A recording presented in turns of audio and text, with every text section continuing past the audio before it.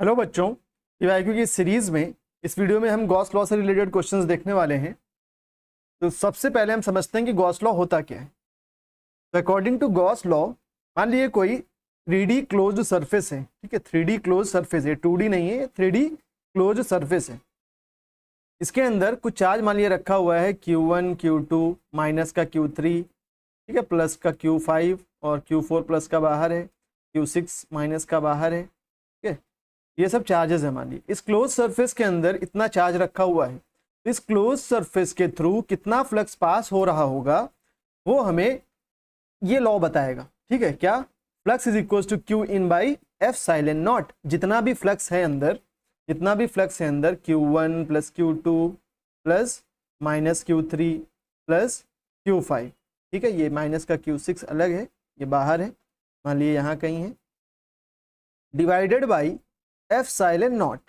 Q1 plus Q2 plus minus का Q3 था तो माइनस का लिया, plus Q5 by epsilon not. मतलब जितना भी चार्ज है इस क्लोज सरफेस के अंदर उस सभी को ऐड कर दो और इसकी परमिटिविटी से डिवाइड कर दो इसको। अच्छा, एक और बात, यहाँ जरूरी नहीं कि एफ साइलेंट नॉट ही हो।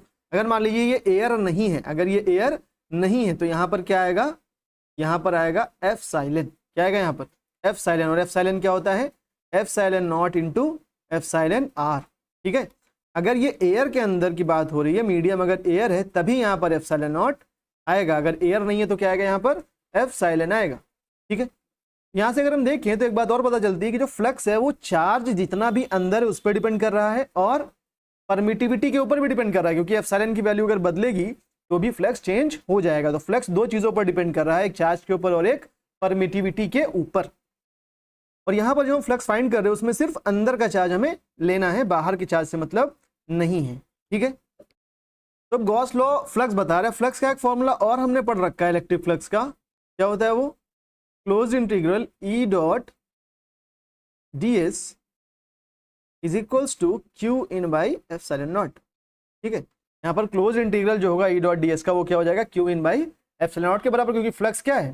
Q in by epsilon not. और ये जो ई डॉट डी एस है इसका इंटीग्रेशन क्या देता है हमको? फ्लक्स देता है। अच्छा, यहाँ पर क्लोज इंटीग्रल क्यों लगाया है? क्योंकि ये जो हम बात कर रहे हैं Q in by epsilon not, ये क्लोज सरफेस के लिए बात कर रहे हैं, ठीक है, इसलिए यहाँ पर क्लोज इंटीग्रल लगाया है। तो ये वैलिड कहाँ का है? तो ये ऑलवेज वैलिड होगा, हमेशा, कैसी भी सरफेस हो, कैसी भी सरफेस हो, इलेक्ट्रिक फील्ड यूनिफॉर्म हो नॉन यूनिफॉर्म हो, ये हमेशा वैलिड होगा। एंगल थीटा कुछ भी बन रहा हो इलेक्ट्रिक फील्ड और एरिया वेक्टर के बीच में, कोई फर्क नहीं है, हमेशा वैलिड है ये। लेकिन हमेशा यूजफुल नहीं है। तो ये यूजफुल कब होगा उसके बारे में भी बात करते हैं। तो यूजफुल किस चीज के लिए ये पहले समझते हैं, यूजफुल किस किस काम में ये आएगा। देखिए यहाँ पर अगर इलेक्ट्रिक फील्ड यूनिफॉर्म हो जाए, देखिए फ्लक्स बन जाएगा close integral E D S cos theta, और ये किसके बराबर होगा? Q in by epsilon not के बराबर होगा। अब अगर इलेक्ट्रिक फील्ड यूनिफॉर्म हो जाए, कांस्टेंट हो जाए, तो ये इंटीग्रेशन के बाहर आ जाएगा, तो ई बाहर आ जाएगा। और मान लीजिए थीटा भी यहाँ पर कांस्टेंट हो जाए, मतलब एरिया वेक्टर और इलेक्ट्रिक फील्ड के बीच में जो एंगल बन रहा होगा, मान लीजिए ये छोटा सा एरिया लिया, यहाँ पर यहाँ पर यहाँ पर यहाँ पर, इतने छोटे छोटे ऐसे बहुत सारे आप एरिया ले लो। यहाँ पर मान लीजिए इलेक्ट्रिक फील्ड कुछ ऐसे जा रही है, तो यहाँ पर कुछ, और एरिया वेक्टर मान लीजिए इसका ऐसा है कुछ, तो इन दोनों के बीच में कुछ एंगल थीटा बन रहा है। यहाँ पर इलेक्ट्रिक फील्ड मान लीजिए ऐसे गई और एरिया वेक्टर इधर चला गया, तो एंगल बदल गया ना यहाँ पर। तो हम क्या एज्यूम कर रहे हैं कि यहाँ पर जो एंगल बन रहा है इलेक्ट्रिक फील्ड और एरिया वेक्टर के बीच में, वो हर एक डीएस के लिए, हर एक डीएस एलिमेंट के लिए सेम है। तब की बात कर रहा हूँ, इलेक्ट्रिक फील्ड यूनिफॉर्म है और थीटा हर एक जगह पर सेम है, तो कॉस थीटा भी बाहर आ जाएगा। अंदर क्या बचा? सिर्फ closed integral of D S is equals to Q in by epsilon naught. अब यहाँ पर जो ये डी एस है, क्लोज इंटीग्रल डी एस, इसका इंटीग्रेशन का मतलब हुआ कि ये जो पूरी सरफेस है, क्लोज 3D सरफेस है, इसका जो भी पूरा सरफेस एरिया बनेगा वो यहाँ पर आ जाएगा। मान लीजिए पूरा सरफेस एरिया कैलकुलेट करके आ गया एस, ये बन गया is equals to Q in by epsilon naught. यहाँ से इलेक्ट्रिक फील्ड अगर फाइंड करना चाहें तो इलेक्ट्रिक फील्ड हो जाएगी Q in by epsilon naught into S cos theta. तो एफ साइलेंट नॉट हमको पता है, क्यू इन हमको पता है, एस पता है, थीटा पता है, तो कॉस थीटा पता है। तो इलेक्ट्रिक फील्ड हम किसी भी पॉइंट पर फाइंड कर सकते हैं यूजिंग गॉस लॉ। लेकिन यहाँ पर कुछ चीजें आई हैं, देखिए क्या, इलेक्ट्रिक फील्ड क्या होनी चाहिए? यूनिफॉर्म, तभी ये यूजफुल होगा। इलेक्ट्रिक फील्ड यूनिफॉर्म होनी चाहिए या कांस्टेंट होनी चाहिए, तभी ये यूजफुल होगा। नॉन यूनिफॉर्म इलेक्ट्रिक फील्ड के केस में ये यूजफुल नहीं होगा।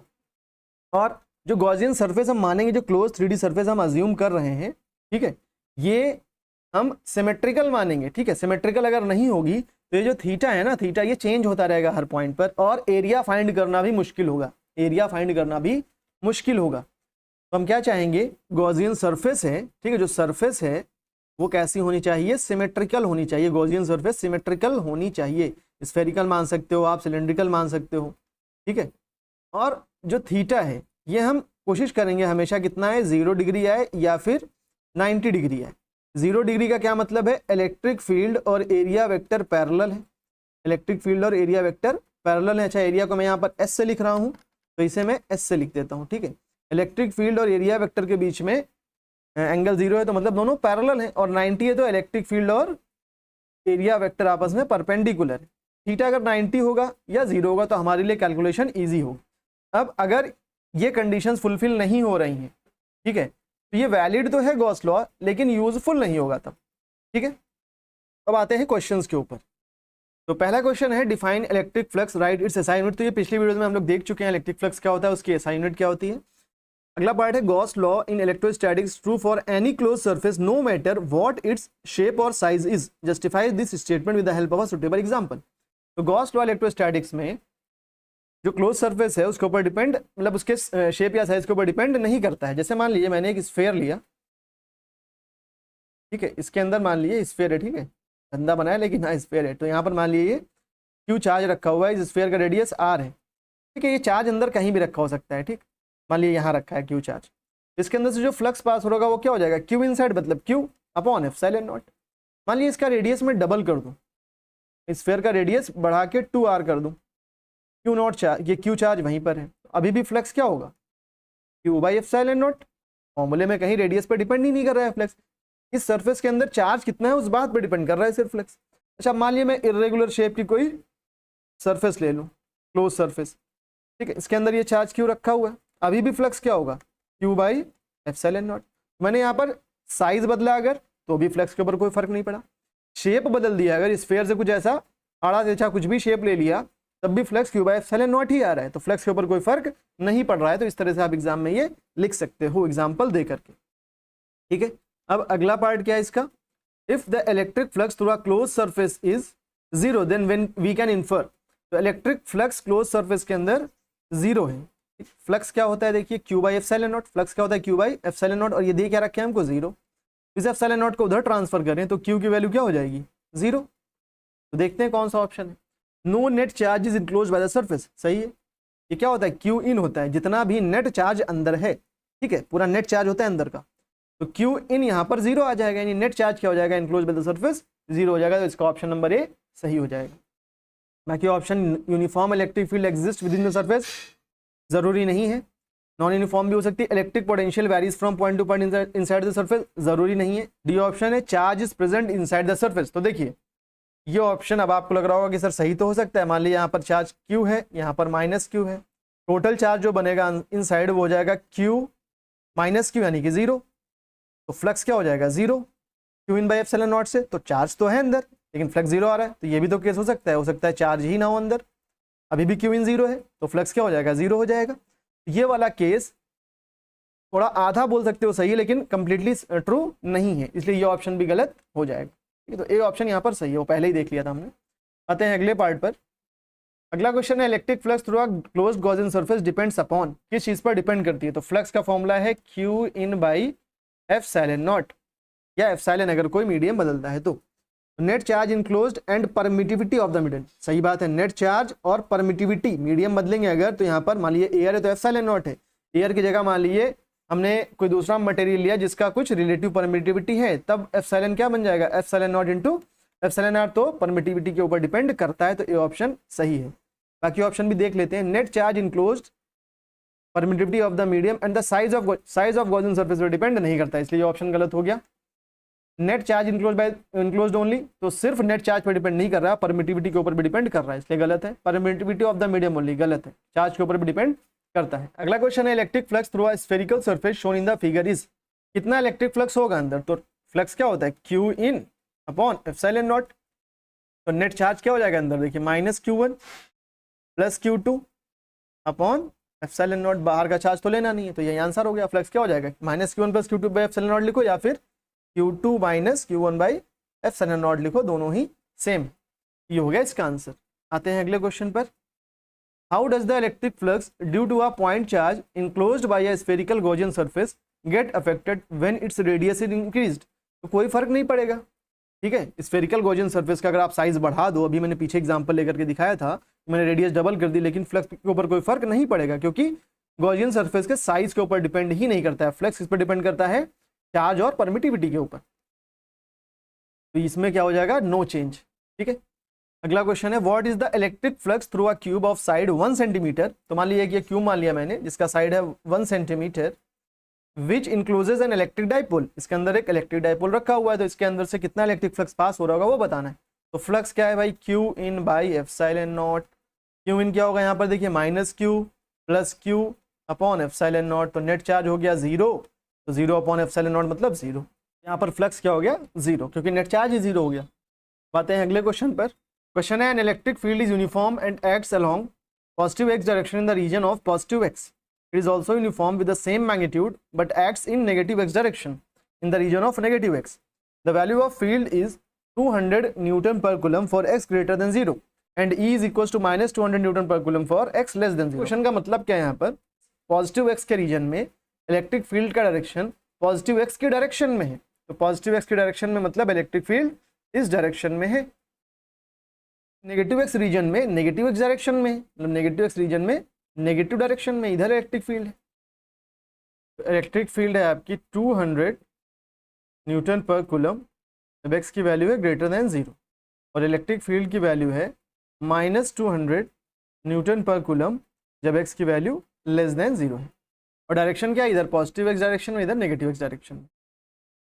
Right circular cylinder of length 20 centimetre and radius 5 centimetre has it centre at the origin. Right circular cylinder है जिसका लेंथ है 20 सेंटीमीटर। ये पूरा जो लेंथ दे रखा है इसका वो कितना है, 20 सेंटीमीटर ये पूरा, और इसका जो रेडियस दे रखा है हमको 5 सेंटीमीटर। अब इसे अगर हम मीटर में बदल लें तो ये कितना हो जाएगा, 5/100 मीटर। इसका लेंथ 20 सेंटीमीटर दे रखा है, उसका सेंटर कहाँ है, ओरिजिन पर है। फिर क्या बोले आगे, so that one flat face is at x equals to plus 10 centimetre and the other is at x equals to minus 10 centimetre. मतलब ये वाला जो फेस है इसका, ये प्लस 10 सेंटीमीटर के ऊपर है, ये वाला face x equals to 10 centimetre पर है ये वाला फेस, और ये वाला face x equals to minus 10 centimetre पर है ये वाला face. Find the net outward flux through the cylinder, net charge present inside the cylinder. तो एक्चुअली इलेक्ट्रिक फ्लक्स और गॉस लॉ का मिला के कॉम्बाइंड क्वेश्चन है। तो नेट इलेक्ट्रिक फ्लक्स पहले फाइंड करना है। तो इलेक्ट्रिक फ्लक्स का देखिए फॉर्मूला होता है integration of E dot ds, ठीक है। फिर हमें क्या फाइंड करना है, net charge present inside the cylinder. तो फ्लक्स का एक और फॉर्मूला होता है according to Gauss law, q in upon epsilon not. तो फ्लक्स तो हम फाइंड कर चुके हैं यहाँ से, तो क्यू इन कितना हो जाएगा यहाँ से, epsilon not multiplied by flux, ठीक है। तो पहला काम है हमारा फ्लक्स का फाइंड करना, तो पहले फ्लक्स को फाइंड करते हैं।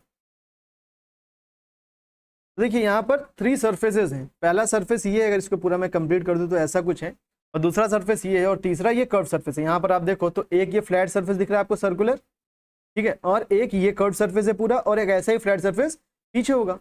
तो इसका जो एरिया वेक्टर होगा इसके परपेंडिकुलर ऐसे निकलेगा, ठीक है। अभी ये यहाँ पर तो दिखाना मुश्किल है, ठीक है, 3D में। तो इसका जो एरिया वेक्टर बनेगा इस फेस का वो इधर होगा परपेंडिकुलर टू द सरफेस, और आउटवर्ड होता है जो क्लोज सरफेस है उससे बाहर। अब अगर हम इधर अंदर की तरफ ले लें एरिया वेक्टर, तो ये इस ऑब्जेक्ट के अंदर जा रहा है, तो हमेशा एरिया वेक्टर ऑब्जेक्ट से बाहर जाता है, ठीक है। और इधर का एरिया वेक्टर हमें इस डायरेक्शन में मिलेगा, ठीक है। अब यहाँ पर इलेक्ट्रिक फील्ड और एरिया वेक्टर के बीच में एंगल देखें अगर हम, तो दोनों का डायरेक्शन सेम हो चुका है। यहाँ पर इलेक्ट्रिक फील्ड और एरिया वेक्टर के बीच का एंगल कितना हो गया, 0 डिग्री। और यहाँ इलेक्ट्रिक फील्ड और एरिया वेक्टर के बीच में भी एंगल कितना होगा, 0 डिग्री, क्योंकि दोनों सेम डायरेक्शन में। तो थीटा तो दोनों के लिए 0 हो गया। तीसरा सरफेस है ये वाला, इसके ऊपर जो इसका एरिया वेक्टर बनेगा वो इसके जस्ट ऐसा परपेंडिकुलर बनेगा, ठीक है। तो इसके जो ऊपर एरिया वेक्टर बनेगा वो इधर बनाओ या आप इधर बनाओ, तो ऐसा बनेगा कुछ, ठीक है। और इलेक्ट्रिक फील्ड इस डायरेक्शन में है, इलेक्ट्रिक फील्ड इधर है, तो 90 डिग्री एंगल हो गया। इधर भी देखें अगर तो एरिया वेक्टर इधर हुआ और इलेक्ट्रिक फील्ड इधर है, तो कितना हो गया एंगल, यहाँ पर भी 90 हो गया। तो ये जो कर्व सरफेस है उसमें थीटा ही 90 आ रहा है, तो कॉस थीटा यानी कि कॉस 90 कितना हो जाएगा, कॉस 90 होता है 0। तो कॉस थीटा ही अगर जीरो हो गया, जब हम फॉर्मूला लगाएंगे फ्लक्स का ई डॉट ए यानी ई ए कॉस थीटा, ई ए कॉस थीटा या ई एस कॉस थीटा, जो भी आप समझो, पर अब आप इसे ए समझो या एस समझो, फॉर्मूला तो मैंने अभी ये बताया था ना, close integral E D S E dot D S. इसको ओपन करेंगे, अगर ये वेक्टर हटाएंगे तो डॉट प्रोडक्ट क्या बन जाएगा, E D S cos theta. ठीक है, इलेक्ट्रिक फील्ड यूनिफॉर्म है तो बाहर आ जाएगी, थीटा भी बाहर आ जाएगा, कॉस थीटा तो क्या बन जाएगा, E cos theta integration of D S. D S मतलब सरफेस एरिया, तो उसे आप एस से लिखो या ए से लिखो। तो ये पूरा इंटीग्रेशन सॉल्व करने के बाद ये फ्लक्स का फॉर्मूला क्या बनेगा, ई ए कॉस थीटा, क्योंकि यहाँ पर electric field greater than zero less than zero के लिए अलग अलग हम सॉल्व कर लेंगे, दोनों के लिए अपने अपने रीजन में यूनिफॉर्म है। तो फ्लक्स बन जाएगा ई ए कॉस थीटा। तो अभी जो कर्व सरफेस है इसमें थीटा ही 90 डिग्री है, तो ये वैल्यू ही जीरो हो जाएगी, तो फ्लक्स क्या हो जाएगा, जीरो हो जाएगा। तो यहाँ पर जो हमें फ्लक्स मिलेगा वो सिर्फ इन दोनों सरफेस से लिंक करता हुआ मिलेगा, इस सरफेस से पास होता हुआ फ्लक्स ही पूरा जीरो हो जाएगा, क्योंकि एंगल 90 बन रहा है। ठीक है, तो यहाँ इस वाली सरफेस को मैं फर्स्ट सरफेस बोल रहा हूँ और इस वाली सरफेस को सेकंड सरफेस बोल रहा हूँ। तो जो नेट फ्लक्स होगा वो जो इन दोनों सरफेसेस से पास हो रहा है उसका एडिशन हो जाएगा, जो नेट फ्लक्स आएगा वो क्या हो जाएगा, φ1 प्लस φ2। तो φ1 क्या होगा, देखिए φ1 क्या होगा, यहाँ का इलेक्ट्रिक फील्ड इंटू यहाँ का एरिया और angle into Gauss theta, theta कितना है, जीरो, तो यहाँ क्या हो जाएगा, अच्छा इसे मैं मान लीजिए E1 बोल देता हूँ। ठीक है, पॉजिटिव वाले को मैं E1 बोल देता हूँ और नेगेटिव वाले को E2 बोल देता हूँ। ये E1 हो गया, ये A1 हो गया, ठीक है, रेड पेन से, ये E1 हो गया, ये A1 हो गया, ये θ1 हो गया, ये E2 हो गया, ये A2 हो गया और ये θ2 हो गया। ठीक है, तो अब अगर हम पहला वाला फ्लक्स लिखें φ1 तो क्या हो जाएगा, वो E1 A1 cos θ1 प्लस दूसरा वाला फ्लक्स क्या हो जाएगा, E2 A2 cos θ2। ठीक है, तो यहाँ पर फ्लक्स अपना क्या बन जाएगा, देखिए E1 है 200, तो 200 इंटू A1, तो एरिया कितना होगा, देखिए एरिया होगा, ये सर्कुलर फेज है ना, तो एरिया क्या हो जाएगा, पाई आर स्क्वायर, तो पाई इंटू आर स्क्वायर मतलब 5/100 का स्क्वायर, मतलब 5/100 इंटू 5/100 इंटू कॉस थीटा, यानी कि कॉस θ1 कितना है, जीरो, तो कॉस जीरो, प्लस अब E2, तो E2 कितना हो जाएगा 200। यहाँ पर थोड़ा सा गलत है क्वेश्चन में, ठीक है, क्योंकि मैग्नीट्यूड ना कभी भी नेगेटिव नहीं हो सकता ना, मैग्नीट्यूड तो हमेशा पॉजिटिव होगा। तो यहाँ पर जो इन्होंने E लिख रखा है -200 न्यूटन पर कूलम, तो यहाँ पर ये आई कैप होगा साथ में, यहाँ पर ये आई कैप होगा, मतलब माइनस आई कैप, यहाँ पर माइनस और ये आई कैप मतलब negative direction of x axis. ठीक है, और यहाँ पर ये प्लस 200 आई का मतलब positive direction of x axis. तो ये मैग्नीट्यूड, तो अगर यहाँ पर मैग्नीट्यूड सिर्फ लिख रहे हैं तो ये पॉजिटिव होगा। ठीक है, लेकिन अगर यहाँ पर हम पूरा लिखना चाहें तो यहाँ पर ये आई कैप होगा साथ में 200 आई कैप, यहाँ पर भी -200 आई कैप, और मैग्नीट्यूड क्या होगा, पॉजिटिव ही होगा। ठीक है, तो मैग्नीट्यूड तो पॉजिटिव होगा। ठीक है, तो E2 इंटू A2, एरिया का होगा same pi r square, face तो एकदम आइडेंटिकल हैं दोनों, तो into pi into 5/100 into 5/100, 5/100 into 5/100। ठीक है, और इंटू कॉस θ2, तो कॉस θ2 भी कितना है, जीरो, तो कॉस जीरो। ये हो गया, देखिए 2 0 से 2 0 ये मर गए, यहाँ 5 1 ज़ा 5, 2 ज़ा 10 0, फिर ये 2 1 ज़ा 2, 2 1 ज़ा 2 0, 5 1 ज़ा 5, 5 2 ज़ा 10, तो कितना बचा, ये π/2, और cos 0 तो 1 होगा। सेम यहाँ पर पूरा टर्म लिख रखा है, तो ये भी π/2 ही आएगा, तो प्लस π/2, तो π/2 प्लस π/2 कितना बन जाएगा, पाई बन जाएगा, पाई यानी कि 3.14। फ्लक्स आ गया 3.14 न्यूटन मीटर स्क्वायर पर कूलम, या फ्लक्स का यूनिट क्या होता है, न्यूटन मीटर स्क्वायर पर कूलम। अब सेकंड पार्ट पर आते हैं, तो सेकंड पार्ट में बोल रहा है net charge present inside the cylinder, हमें नेट चार्ज बताना, तो हम क्या करेंगे यहाँ पर, बाय यूजिंग गॉस लॉ। ठीक है, by using Gauss law, phi क्या हो जाएगा, q in upon epsilon not, यहाँ से क्यू इन की वैल्यू क्या बन जाएगी, एप्सिलॉन नॉट इंटू पाई, तो क्यू इन हो गया एप्सिलॉन नॉट इंटू पाई। यहाँ से इसे इरेज कर देते हैं। ठीक है, तो ये हो जाएगा q in is equals to epsilon not मतलब 8.85 इंटू 10 की पावर -12 इंटू फ्लक्स कितना आया 3.14। अब इसको जब आप सॉल्व कर लोगे तो ये आ जाएगा 27.789 इंटू 10 की पावर -12 कूलम। ये आ गया अपना क्यू इनसाइड। ठीक है, charge present inside the cylinder. तो इस तरह से इलेक्ट्रिक फ्लक्स और गॉस लॉ से मिक्स करके क्वेश्चन आता है। आते हैं अगले क्वेश्चन पर। अगला क्वेश्चन है define electric flux, is it a scalar और वेक्टर क्वांटिटी। तो पहले देख चुके हैं इलेक्ट्रिक फ्लक्स क्या होता है और इलेक्ट्रिक फ्लक्स क्या है, स्केलर क्वांटिटी है, तो पिछले वीडियोस में हम देख चुके हैं। आते हैं न्यूमेरिकल पर। तो अ point charge q is at a distance of d/2। एक चार्ज है q जो कि d/2 डिस्टेंस पर है, directly above the centre of square, square के सेंटर से जस्ट अबव d/2 डिस्टेंस के ऊपर, ऑफ साइड d, स्क्वायर का साइड d दे रखा है। Use Gauss law to obtain the expression for electric flux through the square. A part में हमें इलेक्ट्रिक फ्लक्स फाइंड करना है थ्रू द स्क्वायर। तो यहाँ पर गॉस लॉ लगाने के लिए हमें क्या करना होगा, हमें एक गॉसियन सरफेस चाहिए, सिमेट्रिकल गॉसियन सरफेस। तो हम क्या करेंगे, इस स्क्वायर के ऊपर कुछ इस तरह से साइड्स को एक्सटेंड करके हमें क्यूब बना देंगे। ठीक है, क्यूब का जो साइड है वो क्या है, डी है, मतलब ये जो हाइट ली हमने ये भी डी है, ये ब्रेड्थ भी डी है। ठीक, अब ये जो चार्ज रखा हुआ है d/2 डिस्टेंस पर रखा हुआ है सेंटर से d/2 पर, यानी ये जो चार्ज रखा हुआ है ये क्यूब के सेंटर पे आ गया। ठीक है, जो क्यू चार्ज रखा है कहाँ रखा हुआ है, क्यूब के सेंटर पर। तो अब टोटल फ्लक्स जो इस क्यूब से पास हो रहा होगा, देखिए अकॉर्डिंग टू गॉस लॉ जो फ्लक्स होगा, total flux passing through a closed Gaussian surface is equals to q inside.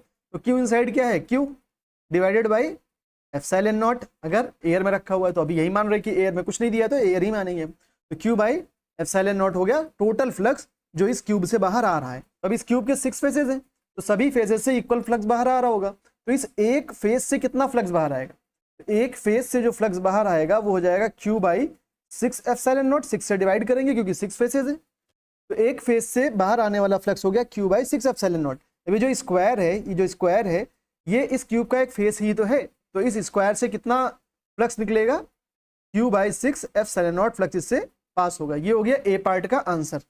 अब बी पार्ट में क्या बोल रहा है वो, ये बताना है if the point charge is now moved at a distance D. अगर ये जो पॉइंट चार्ज है इसे हमें d/2 नहीं, अब d डिस्टेंस के ऊपर रखा है। ठीक है, सेंटर से अबव कितना डिस्टेंस पर, d डिस्टेंस पर रखा हुआ है। And the side of square is doubled, और ये जो स्क्वायर की साइड है इसको डबल कर दिया, d की जगह क्या कर दिया है, 2d कर दिया है, ये 2d हो गया। तो हमें बताना है कि explain how the electric flux will be affected. तो इलेक्ट्रिक फ्लक्स किस तरह से अफेक्ट होगा, क्या चेंज होगा, ये बताना है हमें। ये 2d हो गया, देखिए अब जो यहाँ पर हम हाइट लेंगे वो भी 2d ही लेंगे क्योंकि हमें क्यूब बनाना है। ये भी 2d होगा, ये भी 2d होगा, और ये d/2 की जगह क्या हो जाएगा, d हो जाएगा। अभी भी अगर आप फ्लक्स फाइंड करो तो फ्लक्स क्या होगा, q बाई एप्सिलॉन नॉट, क्योंकि टोटल चार्ज इसके अंदर कितना रखा हुआ है, q। ठीक है, तो फ्लक्स क्या हो जाएगा, q बाई एप्सिलॉन नॉट। अब एक फेस से अगर फाइंड करें तो सेम ऐसे ही हो जाएगा, q बाई 6 एप्सिलॉन नॉट। तो यहाँ पर कोई भी चेंज नहीं होगा अगर हम इसकी डिस्टेंस d कर दें। ठीक है, क्योंकि हम तब गॉसियन सरफेस का भी डिस्टेंस क्या कर देंगे, डबल कर देंगे, जैसे यहाँ पर बोला है। तो यहाँ पर कोई भी चेंज नहीं होगा, सेम फ्लक्स होगा, इफेक्ट कुछ भी नहीं होगा फ्लक्स के ऊपर, नो चेंज है इसका आंसर। अब आते हैं अगले क्वेश्चन के ऊपर। Given electric field in the region E 2x i cap. Electric field हमें दे रखी है 2x i कैप, मतलब डिस्टेंस के ऊपर इलेक्ट्रिक फील्ड डिपेंड कर रही है यहाँ पर। Find the electric flux through the cube and the charge enclosed bye it. तो हमें फ्लक्स बताना है और क्यू इन बताना है, ये अंदर क्यूब के अंदर चार्ज कितना होगा।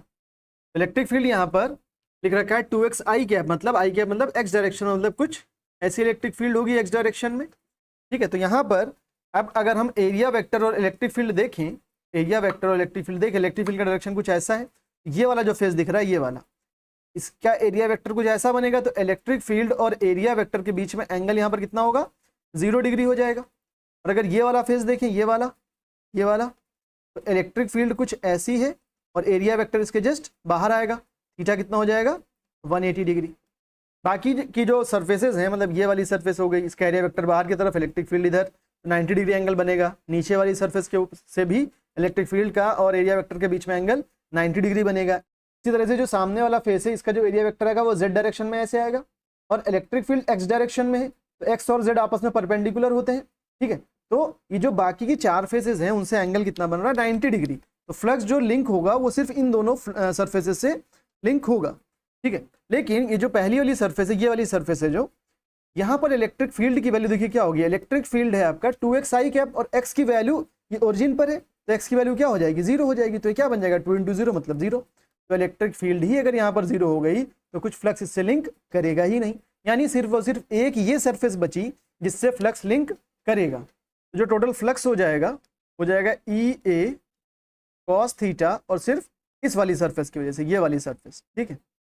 यहाँ पर इलेक्ट्रिक फील्ड है आपकी 2x i कैप, तो 2, अब x की वैल्यू क्या है यहाँ पर देखिए, x की वैल्यू क्या हो जाएगी, ये जो इस क्यूब है ये a साइड का है, तो ये a डिस्टेंस हो गई पूरी। तो ये वाली जो साइड है वो कितना डिस्टेंस पर रखी हुई है, x एक्सिस पर a डिस्टेंस पर, तो x की वैल्यू क्या हो जाएगी, a हो जाएगी। तो इलेक्ट्रिक फील्ड बन गया 2a, और एरिया क्या होगा इस स्क्वायर का, भाई क्यूब की सरफेस स्क्वायर होगा, साइड कितना है a, इसका एरिया क्या हो जाएगा a स्क्वायर, तो 2a इंटू a स्क्वायर, और थीटा है 0, तो हो जाएगा cos 0, और cos 0 की वैल्यू क्या होती है 1 होती है। आंसर क्या हो गया इसका 2a क्यूब। तो फ्लक्स आ गया 2a क्यूब। अब हमें बताना है चार्ज इनक्लोज्ड बाय इट। तो भाई गॉस लॉ अगर हम देखें तो गॉस लॉ के according phi is equal to क्या होता है, q in upon epsilon not. यहाँ से क्यू इन क्या बनेगा, एप्सिलॉन नॉट इंटू फाई। अब फाई क्या है, फाई है 2a क्यूब, तो epsilon not into 2a cube, यही हो गया आंसर। अब ऐसे लिखो, आप इसे ऐसे भी लिख सकते हो 2 एप्सिलॉन नॉट a क्यूब। तो फ्लक्स हो गया 2a क्यूब, और चार्ज इनसाइड द क्यूब हो गया 2 एप्सिलॉन नॉट a क्यूब। बात है नेक्स्ट क्वेश्चन पर। क्वेश्चन है consider 2 hollow concentric spheres S1 and S2 enclosing charges 2q and 4q respectively as shown in figure।